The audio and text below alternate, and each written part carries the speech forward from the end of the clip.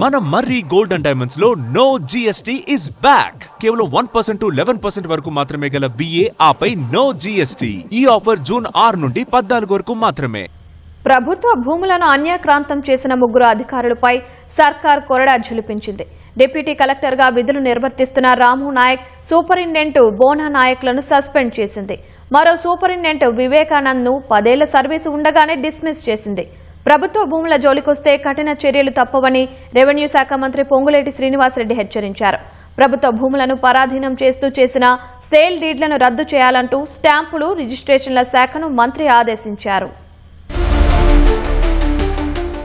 Housing బోర్డులో భూసేకరణ అధికారిగా పనిచేసిన డిప్యూటీ కలెక్టర్ రాము నాయక్ ను ప్రభుత్వం సస్పెండ్ చేసింది.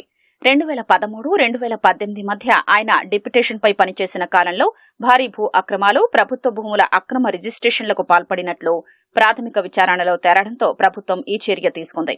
హైకోర్టు 5 నుంచి 6 గేట్ల మధ్య ఉన్న 33.53 చదరపు గజాల ప్రభుత్వ స్థలాన్ని ఆయన దారి మళ్లించినట్లు గుర్తించారు. 2018లో మాజీ గృహ నిర్మాణ board work inspector Iftikhar Ahmed భార్య సుబియా సుల్తానా పేరిట ఆ భూమిని అక్రమంగా రిజిస్ట్రేషన్ చేయించారు. 2025 ఏప్రిల్లో ఆ భూమిని సుబియా సుల్తానా మరొకరికి విక్రయించినట్లు గుర్తించారు.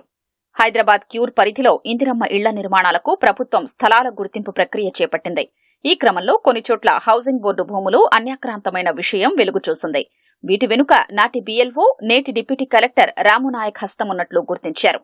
దీనిపై రెవెన్యూ శాఖ మంత్రి పొంగులేటి శ్రీనివాసరెడ్డి సమగ్ర విచారణకు ఆదేశించడంతో అక్రమం వెలుగు చూసింది. విజయనగర్ కాలనీలో 400 చదరపు గజాలు, తుల్జాగూడలో 22 చదరపు గజాలు, లక్ష్మీగూడలో 130 చదరపు గజాలు, మహబూబ్ గంజ్లో 497 చదరపు గజాల స్థలాల్ని రామునాయక్ ఇతరుల పేరుతో అక్రమంగా రిజిస్ట్రేషన్ చేయించినట్లు అధికారులు గుర్తించారు. ఈ అంశాల్లో కూడా రిజిస్ట్రేషన్లు చేసిన సబ్ రిజిస్ట్రార్ల పాత్ర, ఇతర అధికారులకు ఉన్న సంబంధాలపై విచారణ చేస్తున్నారు. రాము నాయక్ భూ అక్రమాలకు సహకరించిన సూపరింటెండెంట్ వివేకానందను డిస్మిస్ చేశారు.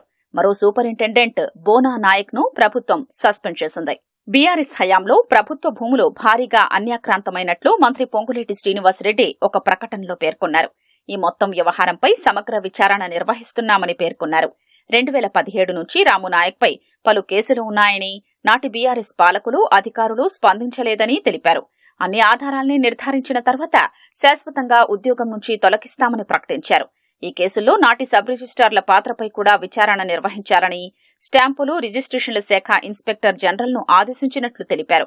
ప్రభుత్వ భూముల్ని కబ్జా చేసిన వారు ఏ హోదాలో ఉన్నా, ఎంత పలుకుబడి ఉన్న వ్యక్తులైనా కఠిన చర్యలు తప్పవని మంత్రి పొంగులేటి శ్రీనివాసరెడ్డి హెచ్చరించారు.